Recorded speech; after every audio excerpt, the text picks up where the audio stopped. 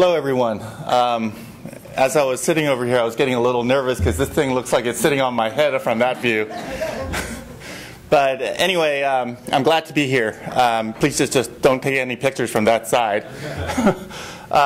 Blended learning is something that a lot of folks are talking about today, and I think that there's some broad definitions which are great. We're going to try to narrow down some of those definitions today for you guys. And before I begin, I just wanted to give you a little bit of background on how I got here and why we're doing this. I started my career in virtual schools and creating virtual schools for school districts to help school districts compete with some of the virtual charter schools out there, because I just thought that a lot of students were leaving for virtual charters for whatever reason, but it was really important for the school districts to actually provide an equivalent service online to students that they serve in their districts. And that company was pretty successful at doing that. And eventually I ended up selling that to Edison schools, and then I ended up starting virtual schools, virtual charter schools for them. In 2010 I left, and Michael Horn and I were sitting, he wrote, co-authored Disrupting Class, and we were sitting there over dinner, and he said, oh, you know, KIPP is interested in doing a blended learning school. And this was kind of in May of 2010, and he said, by the way, they need to open the school by August of 2010, so we had about 5 months to open this school to come up with a completely new instructional model. So I was like, oh, this is great, you know, we could do it. And so I started talking to KIPP, and we started working on this, and then I started talking to KIPP nationally, and they were like, oh, you know, I mean, you're not allowed to talk about this, right, because it breaks the mold that they had created. And after the first year, we got some great results. This elementary school that started in Los Angeles with kids at 8 and 9% proficient and advanced, by year end, they were 96% proficient and advanced. On a nationally normed assessment, NWEA, they gained 2.5 years of learning in 1 year. And so what we found is that, you know, this concept of blended learning oftentimes is misunderstood, because it's not just about doing virtual education or online education, but it's really leveraging the technology in the classroom so that we can leverage teachers better and small group instruction better. And so that's what I'm here to talk to you about today. I like to start with this first slide because I think actually Michael Horn at New Schools Venture Fund and I worked on this, and we were asked to do a market map of the EdTech landscape today. And each of the dots here, the small dots, represents a company in EdTech. And as I was looking at this, I can imagine how hard it is for principals, teachers, and superintendents to decipher all the companies that come in and talk about their technology that's going to solve the achievement gap for their school. And I decided that there's got to be a better way to kind of think this through. And so the idea of creating a platform that allows you to plug and play different tools is kind of what we do today, right? And it allows you to try different tools, see if they work in your school. And I won't talk too much about it, but the result is that we're trying to curate the education technology and the content that's available nationally to help schools make better decisions about content. And an example of this is we were talking to a superintendent in Texas, and he bought some online content for his 9th graders that, you know, were having trouble with math. Pretty typical problem that schools run into, right? And he used the program for a year and realized that they weren't succeeding, and it's like, why? Well, you know, the kids were reading at 4th grade level, right? And so they couldn't read the math programs. So as we think about the solutions that we bring in, we have to actually think about what's suitable for the student and not the grade level, right? And so what I would have recommended is that we start introducing literacy programs into that math program, into that math course, so that students can actually learn how to read at the grade level that the content's being delivered in, and maybe introduce lower level math programs so that they can move through that content to achieve grade level proficiency.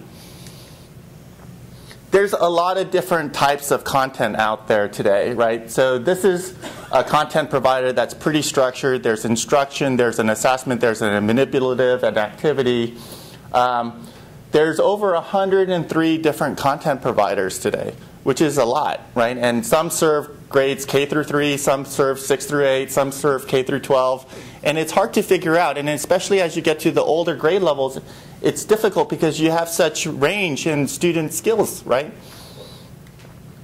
You guys might have heard of this company group, right? Khan Academy, everyone seems to talk about it, and we get asked about Khan a lot. And I think what he's done is wonderful. You know, he's, I think, getting about 4 million users a month visiting his site right now. And and it's generated a lot of general awareness around the possibility of technology. What they're challenged with is that it's kind of a drill-based product, right? You do 10 questions, you get it right, you maybe get to watch Sal talking to you on a video. After some time, you might get bored as a student, right? I mean, the videos get a little bit old, the points don't matter so much, and so we're not trying to knock Sal, but what I'm trying to say is that in your schools, a product like Khan might be perfect for some situations, and in others it might not be a great solution. And as we think about content, it's really important to think about it that way. So this concept of blended learning, it's a broad spectrum, and on one end of the spectrum is kind of the traditional classroom that Jerry was talking about in some of those pictures. On the other end was the virtual schools, right? Full-time virtual, I'm in my pajamas, I'm on the computer, and I'm chatting while I'm doing my Algebra 1 class. And somewhere in between seems like the right place to be, right? I was on the other end of the spectrum. I experienced the traditional classroom, and there's new schools that are forming, new organizations that are forming that are just focused on blended learning today. And they're going to incorporate technology as part of their core instructional design.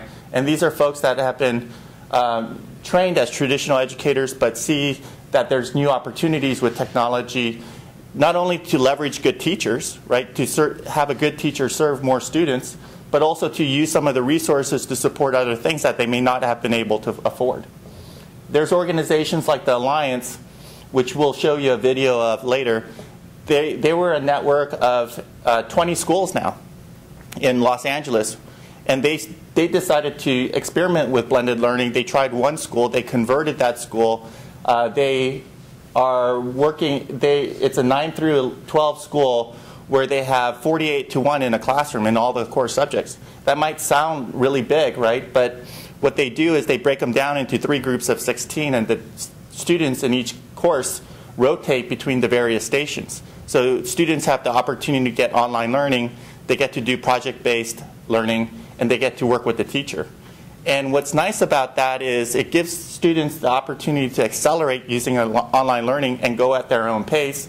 It gives students the opportunity to work with a teacher and get feedback, do Socratic method, inquiry-based learning. And it gives students an opportunity to work with other students and do project-based learning. And through that process, they're able to demonstrate mastery. And one of the concerns that I have in some of the online content that we see today is that, you know, although we talk about the ability for a student to take online courses, a 5th grader able to do calculus because they've gone through the calculus content so quickly, but they haven't been able to demonstrate mastery. They've been able to demonstrate learning in that content provider's solution. So our definition of blended learning is a little bit different. There's different definitions out there. A lot of them talk about, you know, learning any place, anytime, anywhere, and there's all sorts of definitions that talk about that, blending of technology in the classroom. We think it's these 3 points. Ability to have individualized instruction, right? So I'm doing some part of it online or some way where I can go at my own pace, not being held back by the rest of the class, or if I'm a little bit slower, I have the opportunity to relook at recordings or practice some more. Data-driven teaching, right? I mean, there's a lot of discussion around data-driven culture and use of data in the classroom. It doesn't happen that well in a lot of schools that we work in. And so the idea of doing small group instruction and rebalancing these groups seems to help that process, because when you start doing small group instruction and you have to rebalance the groups on a frequent basis, you have to actually look at each and every student and decide if they're going to be in high, medium, and low, right? And if you do that frequently enough, it forces you to look at the data and make decisions about where students are. And sustainable programs. And by sustainability, I'm not talking about just cutting costs, right? A lot of schools today are already experiencing lower budgets, budget compression, cut programs. And what we're looking at is, one, it's already pretty hard to find a great teacher, right? And it's harder to find multiple great teachers, right? And so what if we could, once we find that great teacher, we can actually leverage that teacher's ability to more students, right? Wouldn't that be great? And what if we could use that additional money that we save to put more tutors in the classroom, to do more intervention, to keep the arts program, to keep all of the other programs that are being cut today, keep sports. And so when we talk about sustainable programs, we're really looking at how to reallocate the budget dollars that we have. I just wanted to pause there to see if there was any reaction or questions before moving on. I hate standing behind a podium. Yes? We're in a school of education, so what's the teacher of the future look like? And I guess what you're saying is, since the product's available, the future is relatively today. I mean, if I could predict the future, then I'd be in the stock market, right? I meant tomorrow. So the schools that we're working in, it's kind of the full spectrum of blended learning. On one hand, you have models like the classroom, the lab rotation model. And the lab rotation model, you may have heard about schools like Rocket Ship, right? And what they do is they actually staggered the bell schedule so that you can duplicate math and English language arts. There's 2 periods of math and English language arts. There's a normal period with the teacher and small group doing a DI model, right? And then in the labs, there's computer programs and a bank of computers where students are learning online, and so they're reinforcing with drills, games, all sorts of other activities. That data is being collected and being sent to the teacher. And then a quicker feedback loop is being provided to the teacher so that weekly lesson planning can be adjusted according to how students are being assessed in the programs. And a lot of these programs, the students don't even know that they're being assessed. So it's not like a high-stakes environment, right? It's like quick formative assessments that might be delivered by a teacher today. In this role, I would say that the teacher still does what they have traditionally been doing, right? In some of the other models, that kind of changes. This is a classroom rotation model, so it's one that I described earlier, where for 30 minutes in a period, a student might be on a computer, one group might be on a project-based activity, another group might be with the teacher. And so you can imagine the role of the teacher being a little bit different in this, right? Classroom management becomes a lot more important because you're managing groups. Trying to tie in direct instruction with what happens in the project-based activities and online becomes a little bit different because now it's not based on a basal scope and sequence, right? You're adapting to the competencies as students progress. This is a picture of KIP where in the same classroom, I mean, on one end of the classroom, students are on the computers, and on the other end, they're getting small group instruction or doing guided reading, and they rotate every 20 minutes in this case. This is a picture of Carpe Diem in Arizona. So this gets to the more extreme, right? It gets more virtual as we look at the spectrum. And there's 300 students in a room that looks like a call center. But I mean, the reality is this is a high school, 6 through 12 school actually, and this is what my work environment looks like, right? You know, I have cubicles and I have a desk and I work on my computer a lot. I might go off to another room and do meetings, and so I would question whether, you know, this is an appropriate environment for college readiness. I mean, if you think about what colleges do today, when you get to college, I walk into a class with 500 students, right? And that's normal. And every student has a computer, and then I do seminar, right, with an aide, and that's normal too, right? And then I might have a study group where I'm working on a project together. And so I feel like those types of environments are actually preparing me better for college. This school is interesting. It's in Yuma, Arizona. The school district would have closed if they haven't gone to this model. It's 300 students with 5 certified teachers. The 5 certified teachers each teach one subject all day. And there's a person that is looking at all of the data and analytics and making decisions as to which students need to go into classroom that day. And so it's changing the way scheduling is done completely, right? And then they have two tutors or two aides walking through the aisles, kind of helping students as they raise their hand and need help. So the 5 certified teachers are not part of the call center as a monitoring system. They actually sit in the classroom. Yeah, they're on the edges over there. Let me see if I can do this. I just have a short 1-minute clip of this school. So.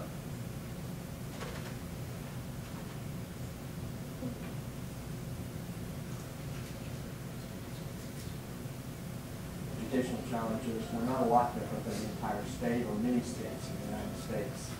Students all across the country have been losing motivation to learn. What we became frustrated with is that the system of education that we had really was more system-centric than it was student-centric. So what happens if you flip that model around?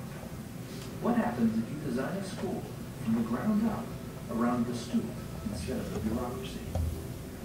Our students need a new approach to education. Carpe Diem has that new approach. As you enter Carpe Diem, one of the first things you'll notice is that it doesn't look like other schools. It's completely different than a normal school. I would have to say it's very advanced. The Carpe Diem was very different, but in a good way. Carpe Diem Cleveland High School is a blended learning school that blends the best of face-to-face instruction, technology, and extended learning opportunities in order to boost student achievement. So it's a short video. If you go to their school website, there's a bigger video. But it's Rick Oxton, who started the school. You know, he's become almost a national celebrity in some areas. You know, Tony Bennett from Indiana is calling him to start schools. Texas, Arizona, and because folks are wanting to not say that all schools need to look this way. What they're wanting to explore is it worth trying a school like this, right? And learning from it and iterating from it and then modifying it so that we better understand how this might look in the environments that we serve, right? And so no one's going around today saying that's the solution for schooling in the future. They're just saying that we need to explore it because they have been getting such successes in Arizona. It's the #1 performing charter school in Arizona. And also they're doing it at about $5,500 per pupil. So if you think about that, and then if you think about if you could wrap all of the programs and services and have arts and all of that, what a wonderful school that could be if you're getting good academic results and then you have the programs to support it. So according to the agenda, we were supposed to pause here, and I wanted to be sensitive about the time, so I'm going to look to Jerry and see if he wanted me to go through this or... No, keep going. Okay. You know, we were originally going to kick off at 10 o'clock. Okay. So you... Okay. So, I mean, just in terms of the definitions of blended learning and what some of the models out there are, one thing I would point out is those are models, right? And it's not meant to say that every school needs to pick one of those. There are new models that are being thought about right now for implementation in fall 2012.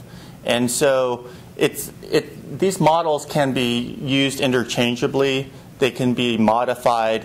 And it's not to say that anyone is perfect. But depending on the constraints that your school might have, whether it's facilities or staffing or the community, some models might be more suitable is kind of the way to think about it. Anthony, are there any of them that are emerging faster than others? Yeah, I think that some of the cons of some of the models, so I talked about, you know, the basic description, but this model, for example, the lab rotation model, it's fairly easy to implement. Some schools have a little bit of trouble with it just because the students leave the classroom and go to the lab, especially in elementary schools. And so the teachers get a little bit concerned that there's a little bit of a split in culture, right? You go to the learning lab, you do something else, the culture isn't maintained and the homeroom isn't maintained. And so based on kind of the feedback we got, KIPP didn't want to do this model, right? And so that's why we kind of designed this model for KIPP. right? Where the learning lab is brought to the classroom, and the homeroom teacher is still there with the students. The students rotate in the classroom as opposed to rotating between classes. And it's been truly successful, and it's been implemented at probably more of the schools that we work with because of that fact. The constraint is really that the classroom size has to be sufficient enough to support the number of students and the rotation and the space that you need. And that becomes a little bit of a challenge depending on the facilities, right? And so this model, of course, obviously the facilities are going to be a challenge if you're not building a new building, right? And so those are some of the challenges that we face. Not to belabor, but last night Chris Emmigholz, when we were talking on the phone, he was saying that to make sure that the message got out, that part of the whole process of being successful, or maybe less than ideally successful, was the communication with the community, the parents and the other aspects. And I don't know if you're going to talk about that separately, but I just thought it would be appropriate to bring it up now too. Yeah, I mean, that's depending on the model. It's interesting, right? And I think what we're finding is that from the superintendent level, if the superintendent comes up with the vision and the leadership comes up with the vision, communication down and out is very important, right?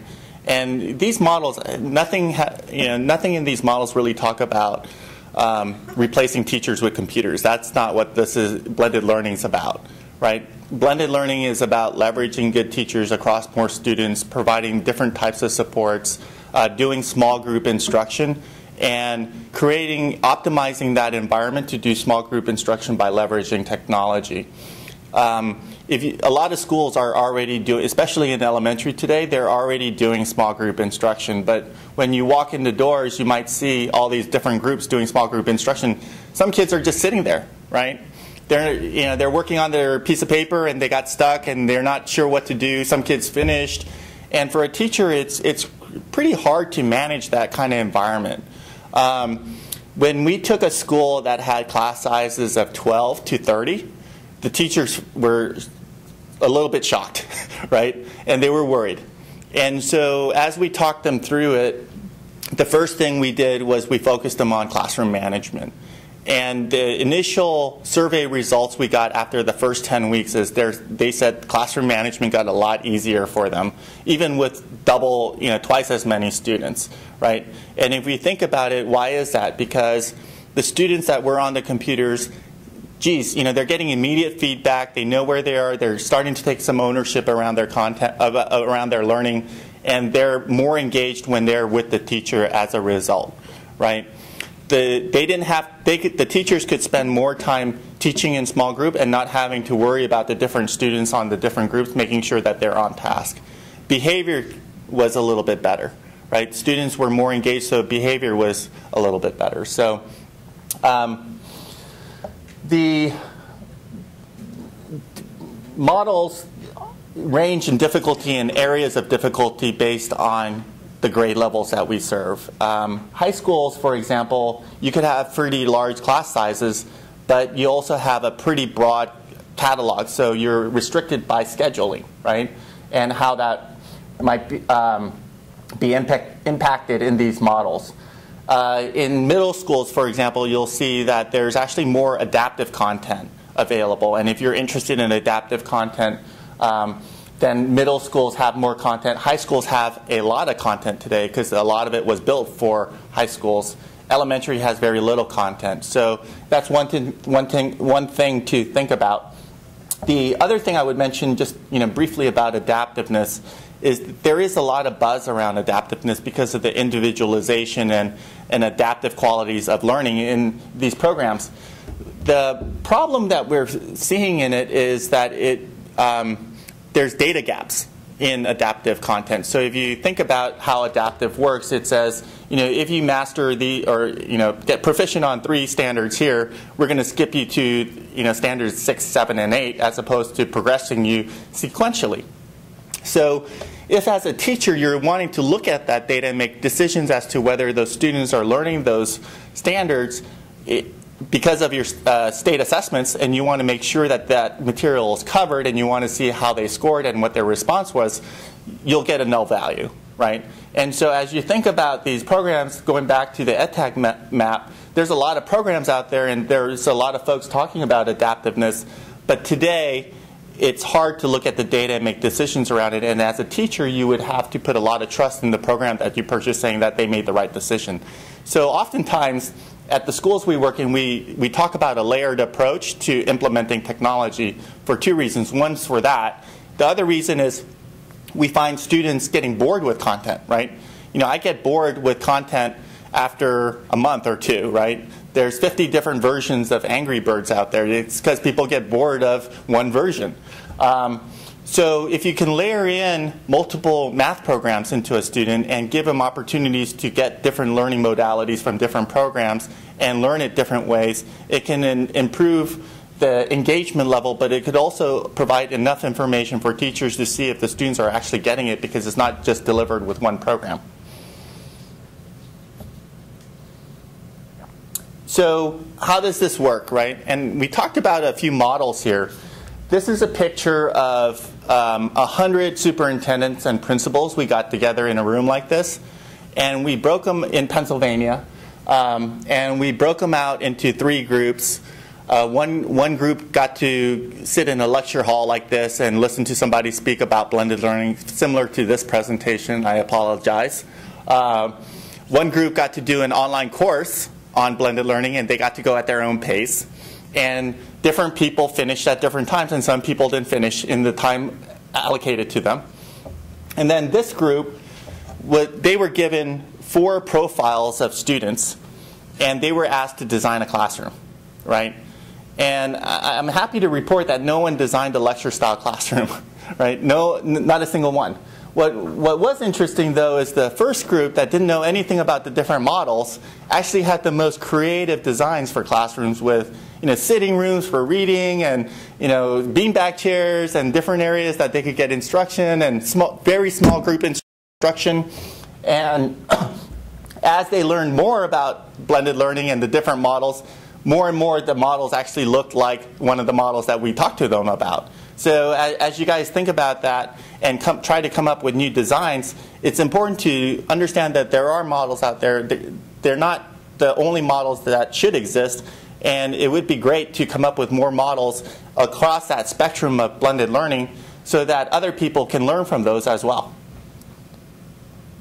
At the end, we did ask the 100 superintendents and principals which of the 3 stations they liked. None of them raised their hand for the lecture-style classroom. About 10 raised their hand for the online classroom, and about 50 raised their hand for the project-based learning environment. So it gives you a sense of how they felt about it. Anthony, can you just talk a little bit more about what this process entailed? Yeah.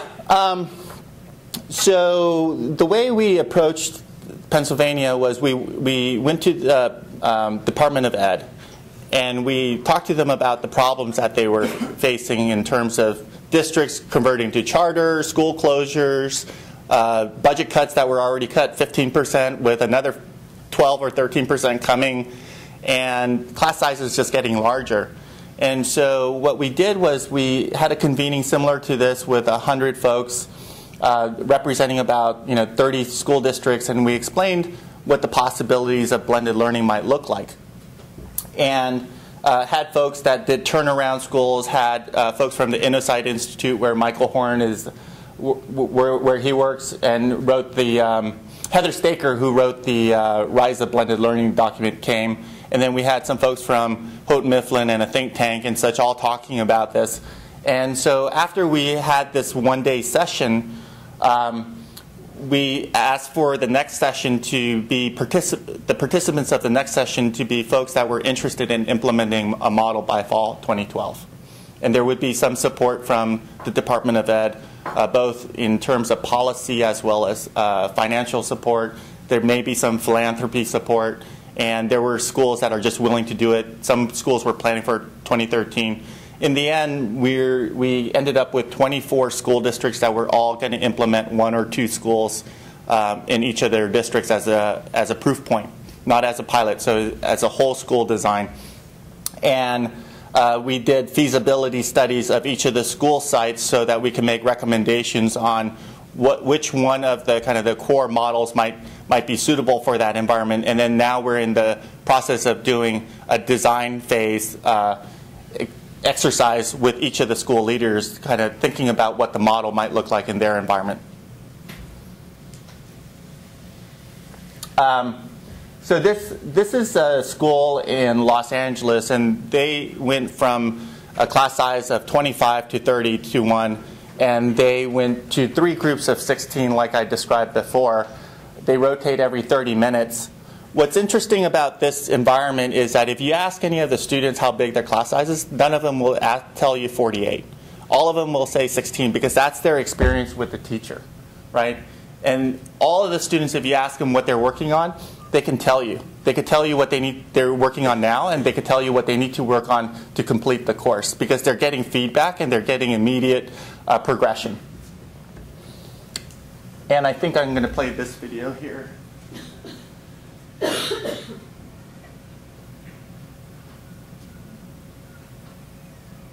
Oh, internet.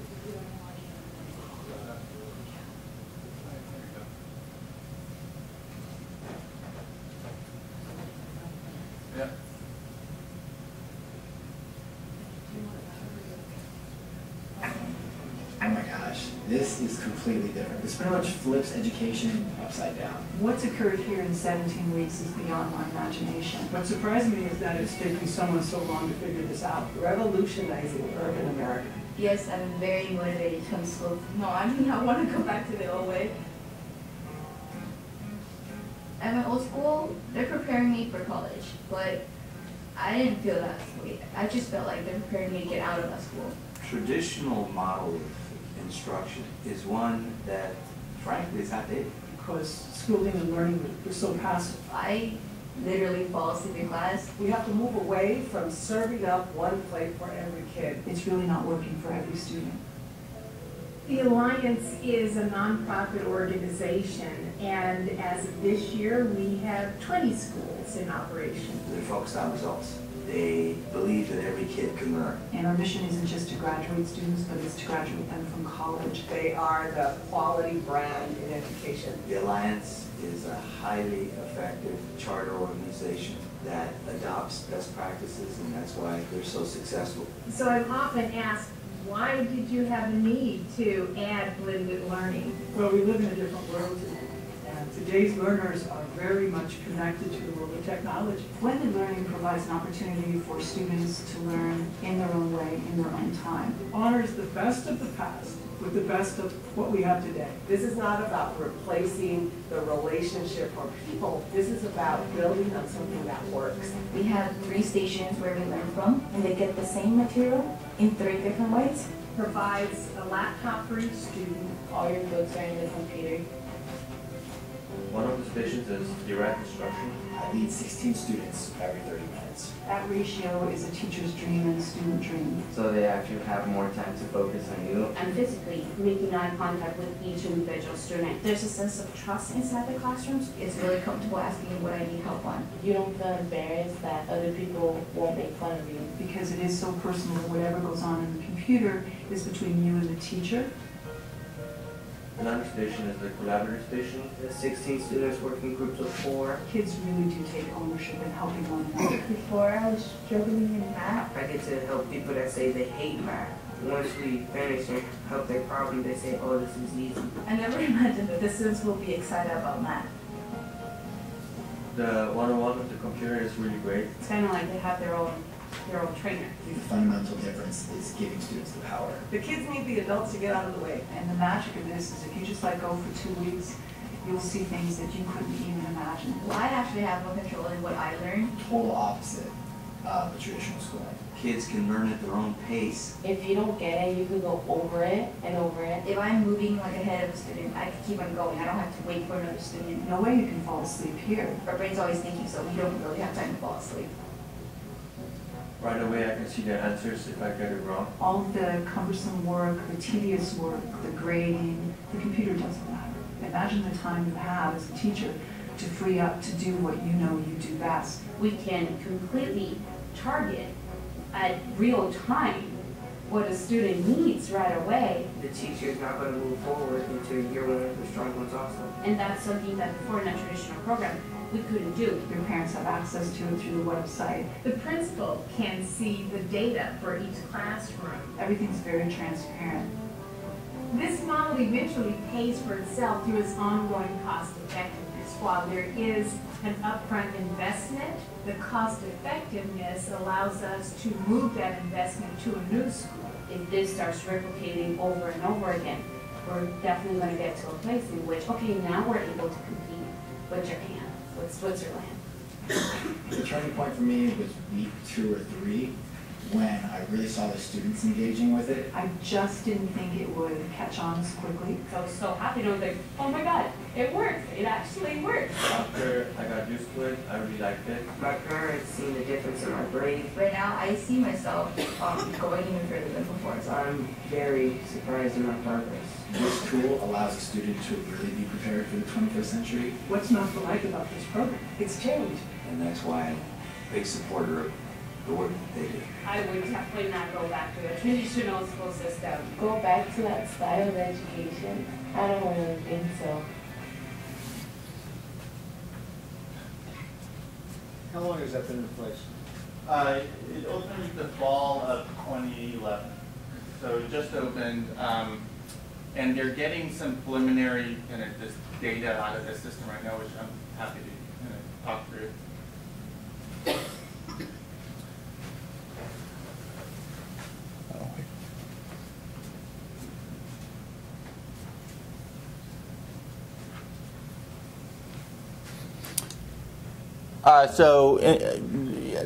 I mean, it's an interesting school.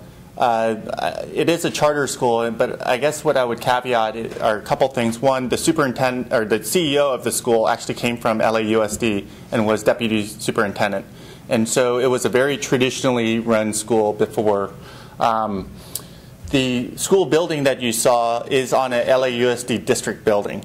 So it's a new facility they had. It was vacant.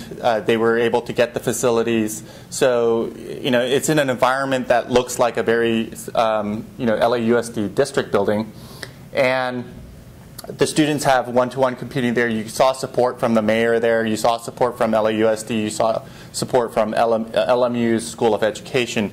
So what's happening is that because of what the success at that school, I mean the kind of the preliminary success of that school, LAUSD is actually thinking about doing a blended learning model of their own, right? And what's interesting is that now that it's on their campus, they could see it. They visited. John Deasy, the superintendent, visited. The mayor visited, and so now there's enough momentum there for the district to actually think about doing something like this. And so we're just starting work with them right now. The preliminary results we got are interesting. The students actually came in at 0 proficient in algebra, when they walked in, and a lot of the students there are reading at 4th grade level. The ATAM school, the BLAST model we saw, they're doing about 5 percentage points better than their network average. And what's interesting about that is they're doing 5 percentage points better in 10 weeks at the first benchmark. But also they're doing it at 48-1, right? And granted, the teacher is an amazing algebra teacher. And I guess, to reiterate on my point, it's easier to find one great algebra teacher than 5, right? And if we can figure out a way to leverage that algebra teacher to more students, we can get results like this. And so the KIPP model is also in Watts, California, a pretty rough area. And this is kind of what their model looks like. There's a class rotation for math, and you can see that there's variations in different types of rotation, so it doesn't have to be the same kind of rotation in each subject area. In reading, they have kind of guided reading as well as teacher-led as well as a computer program. The groups in reading are more like 7 and 8 students at a time. When we started working with them, the first day of school, the kids had no letter recognition, right? They couldn't even type their name on the keyboard and on the computer to log in. So we had to design special interfaces for the kids so that they could log in with pictures, right? And then the kids happen to love seeing the pictures of their teacher and their kids, and they wear the headsets and they're talking, and there was a few classroom management aspects of that. But then also one thing that I realized is kids like to help each other, right? The kid next to him wasn't logging in, so they were able to help him, and that wasn't a big deal. And kids are able to communicate with each other even if they are in front of the computer. And here are the results, right? This is we tested them across multiple assessments, right? The SAT-10, the NWA MAPS, and this is the Chicago STEP assessment. They started at 8% or 9% proficient and advanced. 9% of the students came in at proficient and advanced. After 1 year, you could see the gains, 96% proficient and advanced. 2.5 years gain in literacy, right? The courses we delivered to that kindergarten class, they were actually kindergarten, first and second grade courses we merged into one course. The kids had no idea, right, that they were doing second grade math towards the end of the year.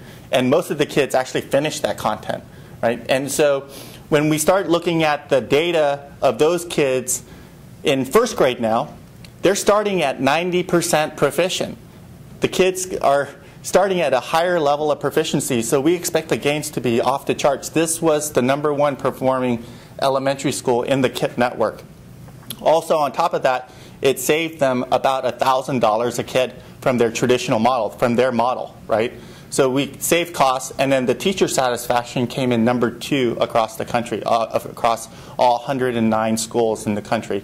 And the teacher satisfaction came in that high because the teachers actually found it easier to teach in this environment. They found it easier to plan because now they knew what to plan for. They had the data to make those planning decisions, right? And it's actually pretty hard for me to figure out, okay, I'm doing this presentation to a group of 30, 40 people here. How much do they know about blended learning, or do they not know anything? Do they have a lot of experience of implementing this? And so as I try to level set for an audience, it's also hard for a teacher to level set. Well, question, New Jersey has a fairly broad core curriculum standards, which requires a lot more courses in reading, writing, and math. How does that compare to what either KIPP or some of the other blended learning or technology advanced, let's say, schools are doing versus what we would do here in New Jersey? So in California, I mean, we still have to purchase the textbooks in the classroom, right? I mean, we have textbook adoption. So there's a bank of textbooks that sit in the corner of the classroom, and so all of the assessments are also standards based on the state assessments. So they have to teach and cover all of that. But what they're able to do is they're able to cover all that and more, right? And there's another story. I was talking to the Deputy Secretary of Education in Pennsylvania, and we were talking about blended learning. She's a real big supporter of this. Pennsylvania happened to be one of the early adopters of online learning. So, and she said she was talking to a teacher just about small group instruction and differentiating, doing the DI model, and she said, there's an opportunity for this first grade teacher to move kids into second grade reading levels. And the teacher said, well, what's the second grade teacher going to do then? And so, there's stories like that happen. And I think that the goal is in these models that we cover all the standards and we reinforce it. A lot of times it's hard for a teacher just to even cover the standards and even teach mastery and critical thinking skills, all the skills that we need to actually be successful, right? And problem solve. And just kind of lecturing the core basic skills is probably not satisfactory for all of the students. And oftentimes, one other thing that came about last week when we were talking to some folks is, if you think about how online technologies or digital content have been used in the past, if you look at the bell curve of your classroom or any school, there's kind of the kids that are falling behind and there are kids that are accelerating. And to date, the technology has been used to support those and the ends of the spectrum.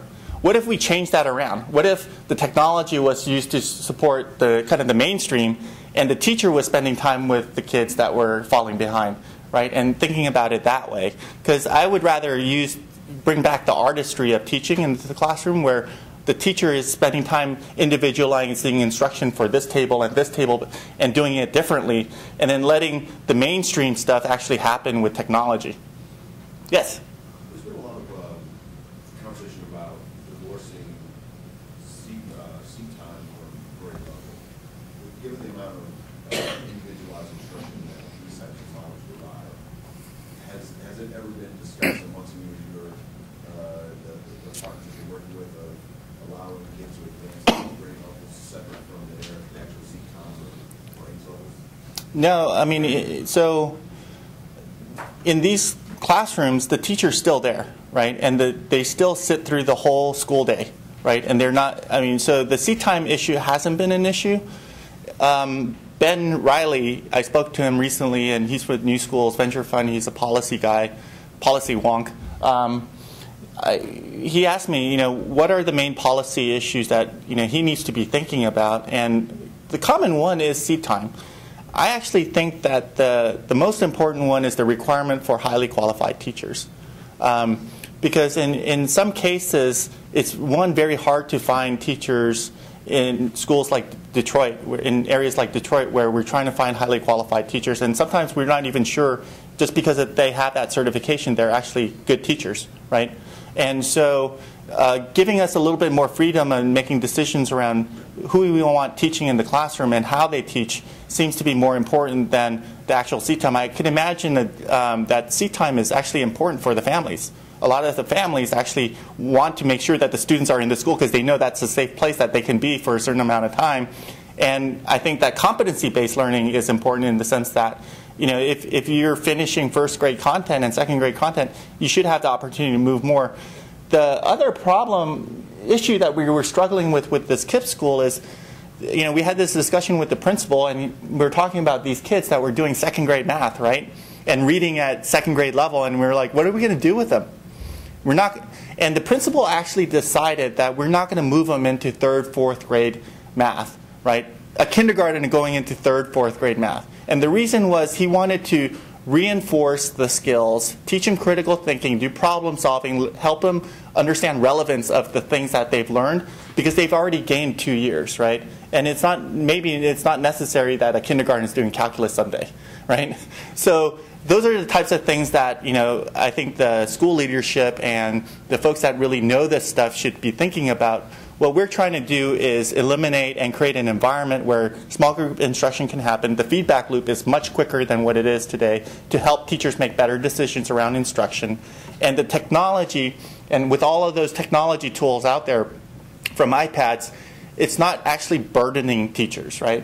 Right now, we go into a classroom, and even with me, I have an iPad, I have a laptop, I have 2 phones, and it's actually a burden, right? And it takes me a lot of time to figure this stuff out. And then if I try to sync my calendar across all of these devices, it's a nightmare.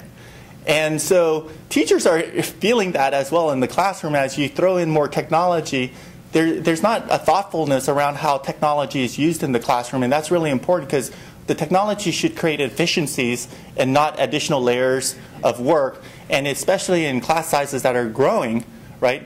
Just adding the students is going to add more hours. Adding more technology is going to add a tremendous more number of hours. And then that's where the data and the accountability, you don't have time to prep, you're not looking at the data, and it's a struggle. So what are the catalysts that are forcing schools to look at this more carefully, right? One is class size, right? No one wants class sizes that look like India. So that is something that people are thinking about. Like, as class sizes get larger, how do we deal with it, and how do I provide instruction? And we believe that small group instruction is the only way we're going to do it, and we're going to have to chunk it down into smaller pieces so that I could focus my instruction for a particular group. Frankly, there's a lot of funding, right? Philanthropy is getting behind this. The Gates Foundation did the Next Generation Learning Challenges, and they're giving money to schools to come up with innovative models. There's folks that are doing research around this. There's a lot of philanthropy around this, and there's grants that are being given. And so it's catalyzing schools to actually innovate and try something different. There's innovators. So some of the schools that are doing this are innovators, right? And they want to rise at a national level to say that they came up with something. You know, we didn't create that video from Alliance, right? The school created it to say that we've done something interesting. We want everyone to know about it. And so there's folks like that. And then there's finally academic achievement. So some of these schools, a lot of these schools are getting great academic achievement at a lower cost, right? And some of the schools that have been struggling across the country are looking for alternatives. And they're looking for alternatives that don't force them to kind of turn over management to somebody else, right? Still have control, still keep the staff, still maintain ownership of the school.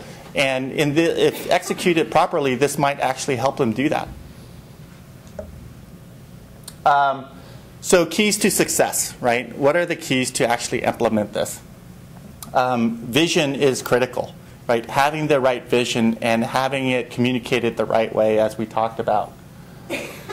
The teachers, I mean, they're still teaching in the classroom, right? And the teachers have to be supportive.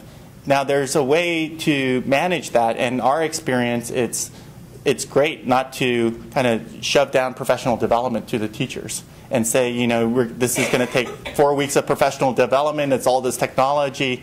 So we like to break it down into chunks and break it down into the life cycle of where they're going to be in the school year, right? So day one, well, before school starts, what they should understand is the vision and what the leadership's trying to achieve. And then they should be able to ask all the questions and see the content and ask about, you know, how do I differentiate instruction for 30 kids? I don't know how I'm going to do that. It's a lot of work. Answer those questions. Before school starts, we talk about classroom management and how to manage the class, right? And the different environment that they're going to experience. And then there are a lot of questions about lesson planning will come up. How do I do lesson planning for 2 groups, 3 groups, 4 groups? Once classroom management is achieved, then we recommend the data reflection. And the data reflection should happen once a week. And it should happen by rebalancing the groups that the students are in so that you're looking at each student, and students are going to go at different paces within the groups, between subjects even. So then the parents, you know, initially if you go in and say, you know, the class sizes are getting larger, we're going to throw a couple of computers in there, the parents are going to freak out. And so what we need to explain is that we're trying to maximize small group instruction and the kids are going to learn at their own pace. But also the teachers are still there monitoring them and helping them through all of that.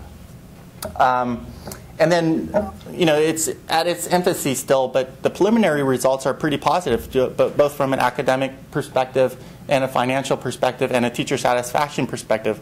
But the proof points today, I mean, they're few, right? There's Rocket Ship, there's KIP, there's Carpe Diem. Alliance will be another one. We're working in 20 schools right now. So, but you know, every school feels like they have a different situation, a different community to serve. And so unless there are proof points in the schools that you guys are in, we're not going to see how this works in your environment and how successful these programs can be. So an approach we often recommend to school districts that are looking at this, and this is an approach that we are following for LAUSD and some other school districts that we're working with, is to do a blended learning seminar at a convening like this, and to get people to understand what blended learning can do, answer questions, and see amongst the crowd who's interested in it and willing to kind of explore to the next level. And so what we often recommend to school districts is to put an RFP out there with some dollars to back it. And if there's a principal who is willing to take something like this on, make it simple for them to write an RFP of 2 to 3 pages that explains not the exact model that they're thinking about, but why they want to do it, what the expected outcomes are, so that we can get a better sense of their ability to succeed in the implementation. Once the school's selected, then going in and kind of doing a design, not forcing a design on them, not taking an existing model and saying this is the model you have to adopt, but letting them come up with a model themselves, because even if we're there with the school leader, when we leave, the ownership is still at the school. So risks, I mean, there's definitely implementation risks, you know, bandwidth issues, computers not getting set up, ownership we talked about, facilities not being right, facilities not being ready. There's also the communication risk that we talked about, where we had a superintendent who was really excited to do something, and he went back to his school and said, "Oh, we're bringing online courses in, and we're bringing a bunch of computers." The teachers reacted funny. The teachers said, "Oh, they're going to replace us." So the teachers told the students, and the students went home and told the parents, and there was a emergency board meeting in 2 days, right? And it hit the news, right? And so communication is super important in this, and messaging it right. And it's not kind of disguising it, but it's being clear about what the goals are and how it's being implemented. Model integrity is another thing, and so this is where the principal and the leadership comes in. What you don't want to do is invest in all this technology and then think about all the models and the school design and the small group instruction, and then one day you walk in and all the kids are facing the wall, right? And they're getting lectured to. Because that's what's happening in a lot of places where they're getting technology. They're getting laptops, there's one-to-one, and they're still getting lectured to, and all they're doing is taking notes. And so making sure that the integrity of the model is there, and that's really the leadership of and the culture of the school. So just one slide about us. We're working across the country, and I throw this slide up because I want you guys to see how far spread this has become. Right? I thought that we'd be working with 4 schools this year, and we're working with over 20. We think that we'll be working with 100 schools for fall 2012. And so this is something that's actually happening across the country. And so I'd love to see that there's more schools in New Jersey that we can work with. Thank you.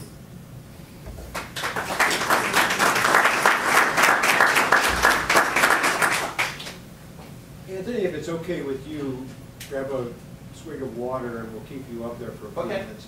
I think we'd like to turn it back to the audience now for your question, all the way from San Francisco, and we've got a captive audience here right now, so by all means take advantage. And again, understand, with Lynn and I talking about this, one of the objectives is to, for those of you who think, see the benefits of this and see the vision of this, is to start thinking in terms of serious pilot projects here in New Jersey, whether it's Anthony's solution or some of the others that are out there. But one of the things we wanted to bring as part of this process, so nobody's trying to sell anything in particular, is to provide you with an opportunity to see what the possibilities are, and then think in terms of, again, it's difficult for some of us who've been around for a while to think about, okay, how would I do this?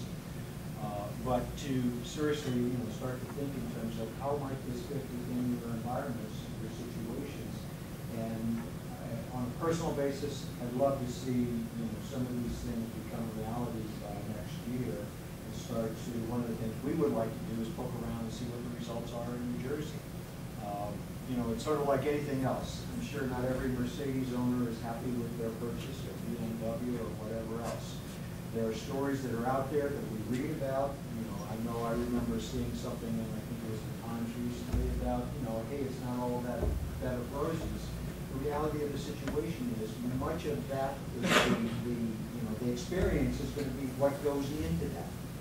Part of it is expectations. If you think that, notebooks and laptops and iPads are going to make the world, different just simply because you're putting them in the students' hands, that's not reality. But like everything else in life, if we have the conversation, set the expectations. Set it at the teacher level, set it at the parent level, set it within your own mind what your expectations are. Make them realistic, and then when you're looking at the results, you're measuring against those things. I know on a personal basis, one of the reasons I'm standing here today is my wife dragged me to a meeting in 1997 where the superintendent at that point in time was talking about, we were going to... It's about 6 months to get this implemented, and I try to keep it as tight as possible, because what I find is if you have 18 months, you just there's diminishing returns, right? And you'll gain the most experience and understanding of how these might work by actually implementing it. And the schools that we work with where we do have 18 months, the reality is the best project plans don't solve for the problems that we're dealing with. We end up spending a lot of time pontificating about what the hurdles are, and then we get frozen. And so what happens with any school start is that everything kind of waits till, if we had from March or April to the time school starts to implement, it's kind of when we want. So anything before that, we can work on design and what the strategy is and what the RFP process might look like in some cases. Yes?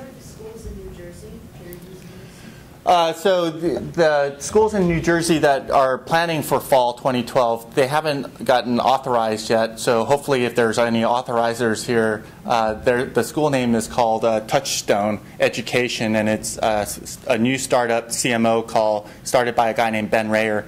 And he actually has a very interesting model that we're really excited about. He is taking a pod-based model, so a competency-based multi-grade level pod within a school, multiple pods in a school. And what he's saying is that there's project-based schools like High-Tech High and stuff out there, and they've been great to show that students are performing well in college and getting into college, but they're doing not so great on the standardized tests, right? And that's always been a problem.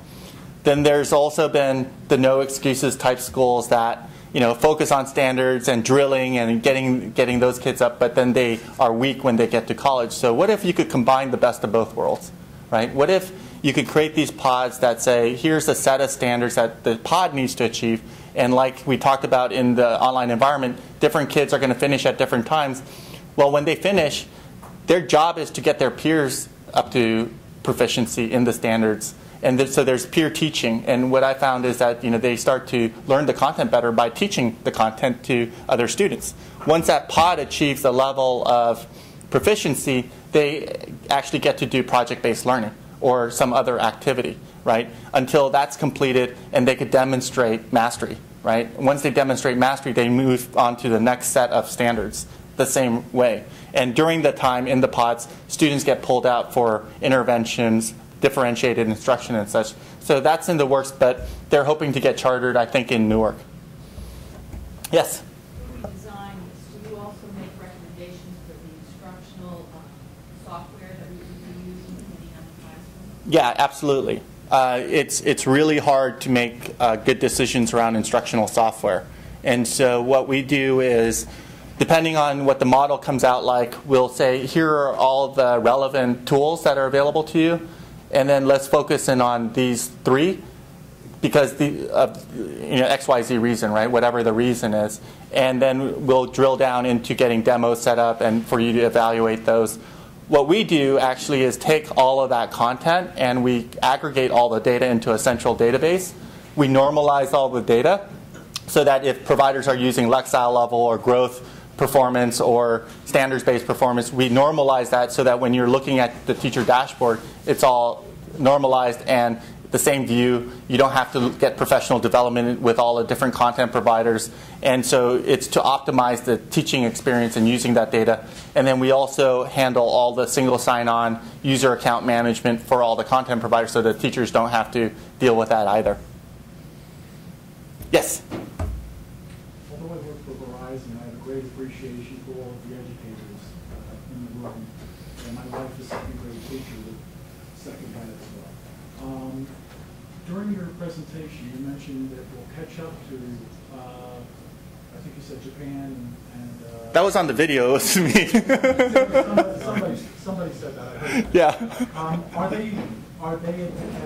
they have blended technology elsewhere in the world that we're catching up to? I don't know. I don't have the right answer to that. I know that at least in some of I'm an Asian guy, right? So at least in Korea, kids go to school till 10 o'clock at night. And families spend a lot of money to send them to these after-school programs, and they have access, high-speed bandwidth on their phones, and I could learn English on my phone, actually, right? So, it's definitely a different culture, and not one that's the same here. So, I don't know if I have a good answer for that. Referring to the ranking, if you look at the Commission on Education, they did Nation at Risk 20 years ago and made predictions about where we would end up. That same study came out and showed how we compared as a country to other nations graduating high school seniors. Yes. And we're losing track. and losing pace at a staggering rate. I'm familiar with that. I sit on a couple of boards. So that was the reference. They talk about that. My basic question was, what we're here for today, which is blended technology, is that something that's benefiting and it is ahead of us in that regard? Yeah, don't know the models that are competing with the international. But since the Verizon guy's there, we need more bandwidth at the schools across the country. We're building files as fast as we can. Thank you. Yes. As a principal, you want to bring this into a school that if we have instructional technology to some degree. One of the things we have struggled with is whenever we want to bring in a benchmark testing system that's occurred, almost like the park that's been proposed in a couple of years, that will be faced with Common Core. Those programs have disappointed. And maybe it's because of the backbone of the infrastructure didn't exist. In other cases, things that were promised weren't delivered. But over the better part, as a mathematics supervisor and as a principal of an elementary school now, as a former high school teacher of mathematics, that has been the struggle. So you want to do benchmark testing, you want to assess, and you want to guide your differentiated instruction in your classroom. One of the things that shortchanges the teacher's ability to differentiate is the ability to use the technology in an efficient manner. So I'm all for building efficiencies in curriculum. The other thing is what assessment would help my district judge the transferability of the students, because what I'm reading in the Common Core that's coming down the line, especially in language arts literacy, is the ability of the child to transfer from one subject area to the other is really critical. And that's the question I would want answered if you presented to my district. Yeah, that's a tough question. I don't know if I have the right answer for that. I do think that, just talking about content for a little bit, right? Most of the content has been disappointing, right? And I think that we have to get out of the expectation that there's a technology solution that's going to solve the education problem, right? There is no silver bullet out there. And if there was a better math program, every school in the country would be using it. And if there was a better literacy program, every school in the country would be using it, right? And the best we can do today is kind of think about more smart, more smarter, a way to integrate the different components of different technologies that are available. So that analogy or that story I gave you about the superintendent in Texas, what we recommended to him is to incorporate a product called Achieve 3000 into his math skill building period, right? And the reason we recommended that is because Achieve 3000 delivers nonfiction content from Associated Press as well as National Geographic to students at their reading Lexile level. And all the students in that group can read the same article at their Lexile level. And then they could have discussion, right? And then they may be able to gain in reading so that they could actually perform better in the math assessment. So the way we think about it is, okay, there's various tools and various problems we solve. We have to work with people like you that are trying to solve some problems and then offer our knowledge in the space to say, is this an option or is this an option, and really make a recommendation together. Any other questions? Yes? The 5 teachers that you mentioned working in that particular school in Los Angeles, are they all content-specific specialists or technologies? No, they're all like algebra, English 9, social studies, science teachers, and all of the core subjects in that school are doing that kind of 3-station rotational model. And at the elementary level, what would it be? At the elementary, it's the typical homeroom teacher.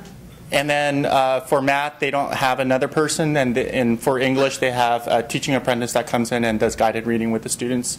There is a floating, some of the role positions that get added in some of these models might be an instructional technology role where they're helping with some of the tools and the technology. And then we actually recommend a data analyst. So somebody that's kind of scrubbing the data, looking at the data, and then helping teachers understand the data. Yes? As key as the teachers are to this, wouldn't you say that the school leadership is even more important for somebody who really buys into it? You can't just take a principal who's had a traditional school for the last 20 years, and then suddenly they're now leading a blended learning model? Yeah, the principal you saw in that video, Mickey Tubbs, I mean, she taught in the traditional classroom, right? And she became principal in a traditional school. So she had the propensity to do something innovative, and she actually was what we would call the Innovator Catalyst, right? Where she wanted to elevate her notoriety in the industry of doing something innovative, and she wanted to do this, right? So I think that if the experience doesn't matter as much to us as much as the desire.